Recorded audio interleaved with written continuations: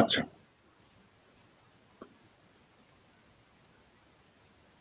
and testing levels of V models দেখি একটা শেষ করতে পারে কিনা আজকে, দেখি কম্পোনেন্ট টেস্টিংটা।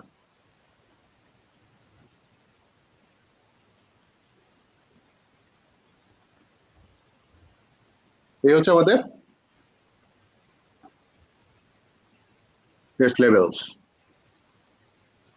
টেস্ট লেভেলের প্রথম হচ্ছে কম্পোনেন্ট টেস্টিং। আজকে কম্পোনেন্ট টেস্টিং পর্যন্ত শেষ করে তারপর উঠবো। যেমন কম্পোনেন্ট বলছো, কম্পোনেন্ট টেস্টিং, তো কম্পোনেন্ট টেস্টিং বলছে সফটওয়্যার একটা কম্পোনেন্ট যখন রিয়ালাইজ হয়, প্রথমে ডিজাইন ছিল, রিয়ালাইজ হওয়া মানে হচ্ছে ডেভেলপ হয়েছে, কম্পোনেন্টটা তৈরি হয়েছে, রিয়েলি আসছে তোমার এখানে। Because of the naming of the components in different programming language, and component testing may be referred as C তে মডিউল টেস্ট বলতো কেউ, তারপর C++ object orientation class test বলতো, প্যাসকেল বলতো ইউনিট টেস্ট, এখনো ইউনিট টেস্ট নাম পরিচিত না সবার।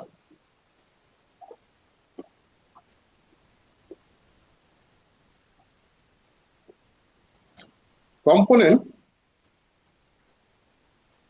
are referred as a module, class and units.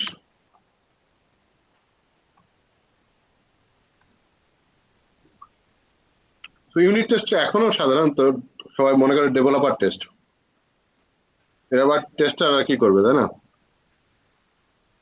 না, টেস্টারদের যদি ইউনিট টেস্ট না করো তাহলে কিভাবে অটোমেশন করবা? তো ইউনিট টেস্ট করা জানতে হবে। আসলে টেস্টিং ফ্রেমওয়ার্ক না জানলে ইউনিট টেস্ট যে টেস্টাররা করতে পারে এই কনসেপ্টটাই তৈরি হয় না।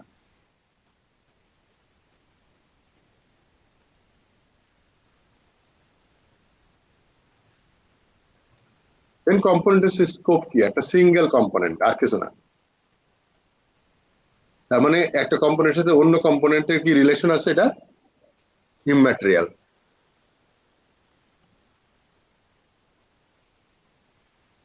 কিন্তু সমস্যা হচ্ছে একটা কম্পোনেন্ট প্রথম তৈরি হয়েছে, এটারে কিভাবে টেস্ট করবা? নিজেকে দিয়ে নিজেকে টেস্ট করা।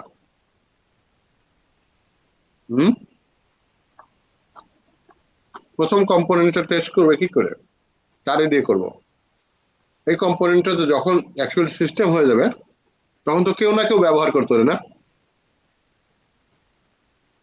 কেউ ওর কোনো ফাংশন ধরে টানতো, কেউ ওর প্রপার্টিতে ভ্যালু সেট করতো, এভাবে তো অ্যাকচুয়ালি ব্যবহার হয় কম্পোনেন্ট গুলা। কিন্তু ও নিজে এখন একা, এটারে কেমনে টেস্ট করবা? টাফ। এইরকম ক্ষেত্রে আসলে কম্পোনেন্টকে যখন আমি টেস্ট করতে চাই, স্কোপটা বুঝে গেছে যে একটা সিঙ্গেল কম্পোনেন্ট, আর কারোর কেউ নাই দুনিয়ায় ধরো। এখন এই কম্পোনেন্টের কোনো ডিফেক্ট যদি পাওয়া যায় তাহলে কার দোষ? ডেভেলপার দোষ। না না, মানুষের দোষ বলছি না, মানে মানুষের দোষ না, সফটওয়্যারের কোনটার দোষ ধরবো আমি?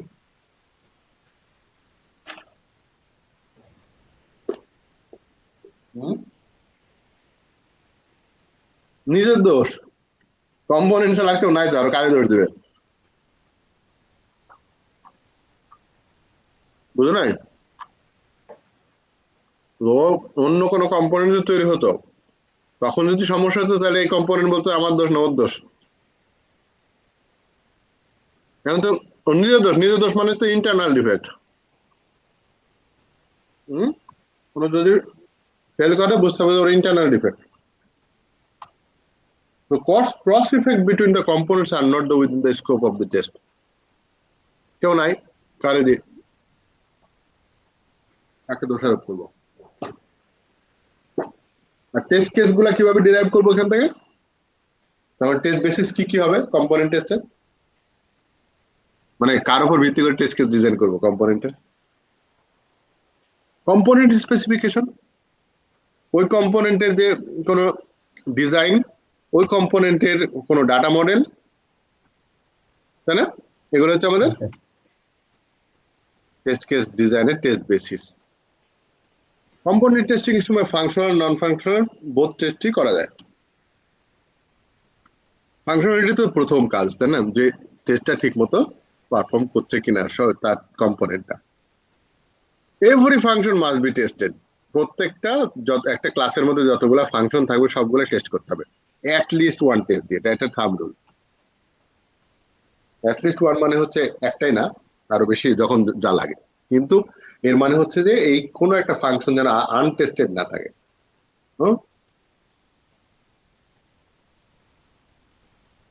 Are functions working correctly? Are all specification met? Function যে কম্পোনেন্টের স্পেসিফিকেশন ছিল। স্যার এভরি ফাংশন, এখানে ফাংশন বলতে কি মিন করতেছেন স্যার এখানে টেস্টিং এর ক্ষেত্রে?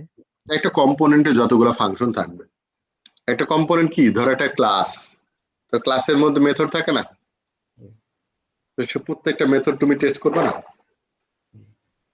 নাহলে তো পুরো কম্পোনেন্ট টেস্ট হবে না। তো ডিফেক্ট কোথায় পাওয়া যাবে? কমনলি ডিফেক্ট পাওয়া যায় ডেটা প্রসেসিং এ, তাই না? ফাংশনের ডেটা প্রসেসিং এ, অথবা বাউন্ডারি ভ্যালুতে, নিয়ার বাউন্ডারি ভ্যালুতে প্রবলেম থাকে, কারণ ভিতরে ইফ দেন এলস এর মধ্যে গন্ডগোল থাকে, হ্যাঁ, এগুলোর মধ্যে প্রবলেম পাওয়া যায়। মিসিং ফাংশন হতে পারে, সিলি মিস্টেক, ক্লাসের যে ডিজাইন ছিল একটা ফাংশন লেখনি তুমি প্রোগ্রামের। টেস্টিং রোবাস্টনেস, এটা নন ফাংশনাল টেস্টিং। কেমন? উল্টাপাল্টা ইনভ্যালিড কিছু দিয়ে টেস্ট করে ও কি ঠিক মতো কন্ট্রোল করতে পারে নিজেকে, না রেগে যায়? টিজ সহ্য করতে পারে কেনা টিজ করলে? তো কম্পোনেন্টকে টিজ করা হবে, ও দেখবো কত রোবাস্ট।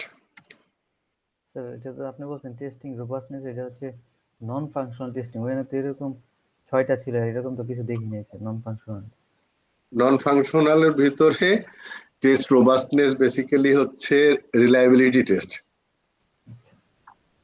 হ্যাঁ, আমি কতটুকু রিলাই করতে পারি? ও যদি এমনি রেগে যায় খামাখা, মাথা গরম লোকের উপরে কি রিলাই করা যায়?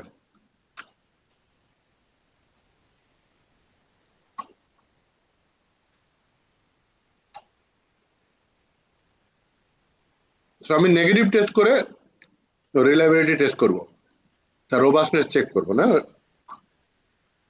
রোবাস্ট বলতে তো বুঝতে হবে যে নর্মাল কাজ না। রোবাস্ট মানে হচ্ছে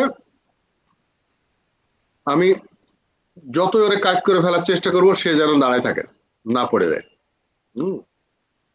ওই বলে না, রেগে গেলে তো হয়ে গেল। বলো। মানে এখানে স্ট্রেংথ বোঝাচ্ছে। হ্যাঁ, স্ট্রেংথ ধরে রাখতে পারতেছি কিনা। স্ট্রেংথের থেকে রোবাস্ট শব্দটা অনেক হয়তো আরো ব্যাপক কথা ভাই। স্ট্রেংথ বলতে কি শারীরিক স্ট্রেংথ না মানসিক স্ট্রেংথ, দুটো আলাদা হতে পারে। শক্ত হার্ডনেস কে স্ট্রেংথ বলছো? অ্যাকচুয়ালি এই রোবাস্ট বলতে বোঝায় যে ফল্ট টলারেন্স কতটুকু তোমার। Robust system provides the appropriate handling of wrong input. Wrong input দিলেও যেন সে হ্যান্ডেল করতে পারে। তোমাকে মেসেজ দেয় তুমি এর উল্টাপাল্টা ডাটা দিচ্ছ কেন। আর সিস্টেম যদি মনে করে এসব ম্যানেজ না করলে চিত হয়ে পড়ে যায়, তাহলে আমরা রোবাস্ট বলি না, তোর এটা ডিফেক্ট আছে, অল্পতেই কাজ হয়ে যায়, ও লোড নিতে পারে না, ওর কেমনে তার উপর ভরসা করবো আমি? মানে এক্সেপশন হ্যান্ডলিং করতে হবে এখানে যদি রং করতে। তার মানে কি একটা সিস্টেমের উপর রিলাই করতে পারবো কখন? যখন আমি নেগেটিভ টেস্ট করে করে দেখবো যে কাজ হয়ে পড়ে না। কনভিন্সিং।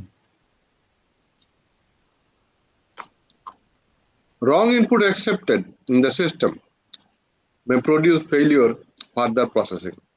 যখনই সাধারণত হ্যাকাররা খুঁজে পেয়ে যায়, যদি কোনো রকমে ক্র্যাশ করানো যায় সিস্টেমকে, সিকিউরিটি ব্রিচ শুরু হয়ে গেল এখান থেকে। Other non-functional quality attributes may be tested, যেমন performance test, stress test, reliability test, এগুলো। নাও টেস্ট হার্ডনেস, আমি ডায়াগ্রামে চলে যাই, একই জিনিস দুইবার আছে মনে হয়।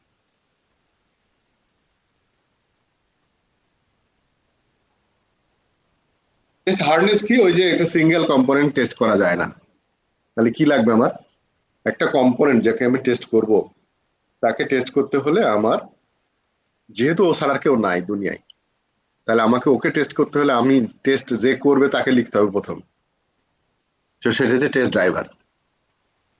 টেস্ট ড্রাইভারের যে কোড, যার ভিতরে ওই কম্পোনেন্টকে এক্সিকিউট করা কোড লেখা থাকবে। সাধারণত আমরা মেইন ফাংশন ইউজ করি ডেভেলপমেন্টের সময়, তাই না? মেইন ফাংশনের মধ্যে খালি কল করি আর ডিক্লেয়ার করি, কল করি আর টেস্ট করি। মেইন ফাংশন হচ্ছে আসলে টেস্ট ড্রাইভার। দেন ওই কম্পোনেন্টের পারপাস ফুলফিল করার জন্য তার যদি কোনো রিয়েল এনভায়রনমেন্টে যে যে ইয়ে লাগতো, যে কম্পোনেন্টটা লাগতো সেটা এখন হয় নাই, তো ওরকম একটা স্টাফ বানায় রাখবো, ডামি কম্পোনেন্ট। তাহলে দুইটা জিনিস আমার লাগছে, this call test harness.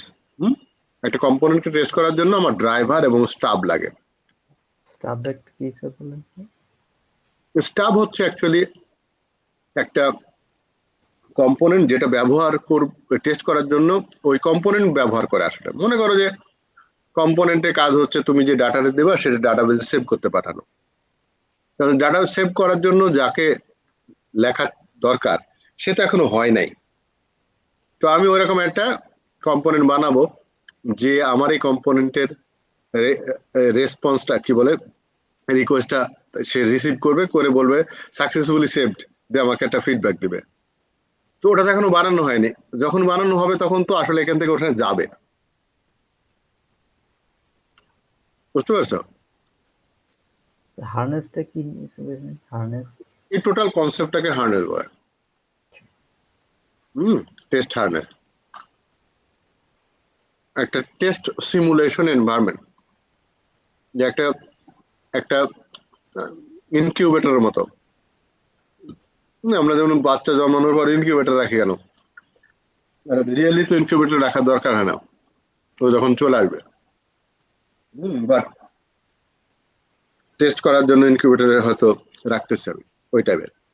Actually ড্রাইভারও থাকবে না, স্টাফও থাকবে না, যখন সব তৈরি হয়ে যাবে। কারণ একটা কম্পোনেন্ট কাছে আমি কল করব মেনু থেকে ক্লিক করে, মেনুই তো হয়নি এখনো, কে করবে? এই জন্য আমি ড্রাইভার লিখতেছি। আর এটা করার জন্য অবশ্যই প্রোগ্রামিং স্কিল লাগবে।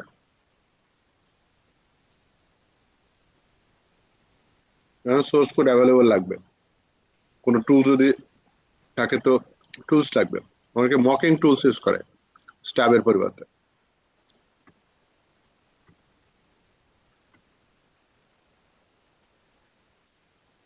কম্পোনেন্ট টেস্টিং করার মেথড কি? মেথডটা সাধারণত সবাই ডেভেলপার টেস্ট বলে, টেস্টার আর developer equal. Development focus test বলে, স্ট্রং ডেভেলপমেন্ট ফোকাস। এই টেস্ট করার জন্য ফাংশনালিটি, কম্পোনেন্ট স্ট্রাকচার, ভেরিয়েবলস, এগুলা ডিজাইন, টেস্ট কেস ডিজাইনের জন্য এগুলো লাগবে।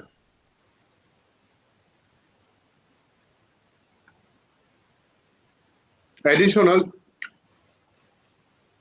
যেটা লাগবে, যেমন ডিবাগিং করার ডেভেলপমেন্ট টুলস লাগবে, ডিবাগার, যেটা ইন্টারঅ্যাক্টিভ ডিবাগার। টেস্টিং ফ্রেমওয়ার্ক লাগবে, যেমন ইউনিট টেস্টিং ফ্রেমওয়ার্ক ইউজ করতে পারো, যে এই যেমন বলো যে unit 5।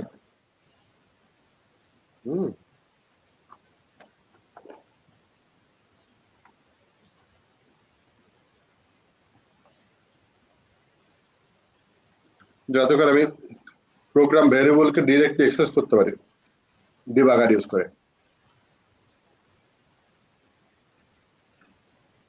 source code knowledge allows the white box method testing techniques for component test.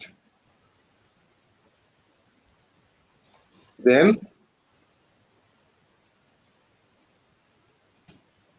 any question?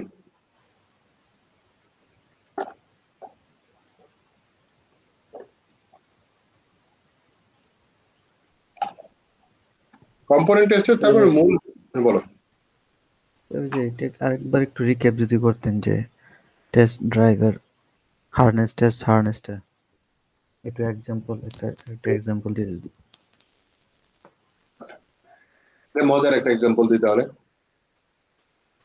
আমার ওয়াইফ হচ্ছে পিটিআই ইনস্ট্রাক্টর। পিটিআই মানে হচ্ছে প্রাইমারি স্কুলের টিচারদের ট্রেনিং ইনস্টিটিউট, যেখানে ডিপিএড কোর্স করা হয় 2 বছরের। কারা করে? যারা প্রাইমারি স্কুলের টিচার, তারা ওখানে ছাত্র, আর ওদের শেখায় হচ্ছে ইনস্ট্রাক্টররা। সেই ইনস্ট্রাক্টর হচ্ছে আমার ওয়াইফ।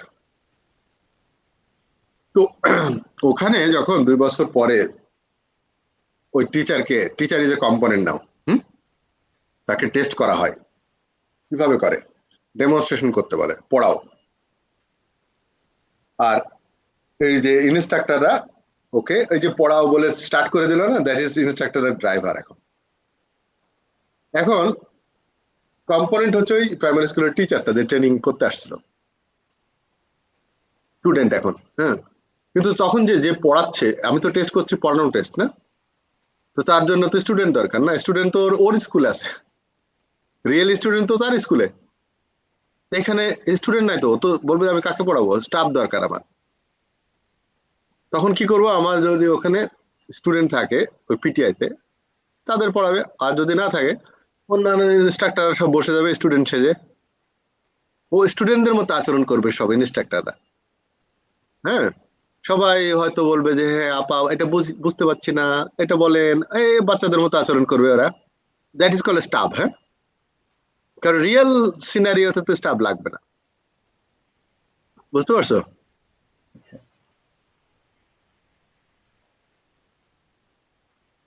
Component test clear? জি স্যার। কম্পোনেন্ট স্কোপ হচ্ছে আর কেউ নাই, যার জন্য এগুলা। তার মানে কোনো ডিফেক্ট যদি পাওয়া যায়, তার ইন্টারনাল ডিফেক্ট। কম্পোনেন্ট টেস্টে যদি কেউ পাস করে যায়, তাহলে বুঝতে হবে যে এই কম্পোনেন্টটাকে তার ইন্টারনালি ফাংশনালিটি, নন ফাংশনাল সমস্ত কোয়ালিটি অ্যাট্রিবিউটস সে পাস করে আসছে, যেগুলো টেস্ট করা হয়েছে। তার তার রিলায়েবিলিটি টেস্ট করা হয়েছে, তার কি বলে পারফরমেন্স টেস্টিং করা হয়েছে, এবং তার ফাংশনালিটি টেস্ট করা হবে। সবকিছু সমস্ত ফাংশন টেস্ট করা হয়েছে। পরে আমি বলে দিলাম যে এই কম্পোনেন্টটা নাও ইটস ওকে, রিলিজ। বুঝতে পারছো? তারপরে আমরা আবার ওরকম আর একটা কম্পোনেন্ট টেস্ট করবো, করে যদি জোড়া লাগানোর দরকার হয়, নেক্সট ডেতে আমরা যেহেতু 4 ঘন্টা পুরা চ্যাপ্টারটাই শেষ হবে, কিন্তু চ্যাপ্টার 1 এর উপর আমাদের এক্সাম নেওয়ার কথা শুরুতে। আচ্ছা, তাহলে আজকে পর্যন্ত থাক। জি স্যার, থ্যাংক ইউ স্যার। জি, আসসালামু আলাইকুম। ওয়ালাইকুম আসসালাম ওয়া রাহমাতুল্লাহ।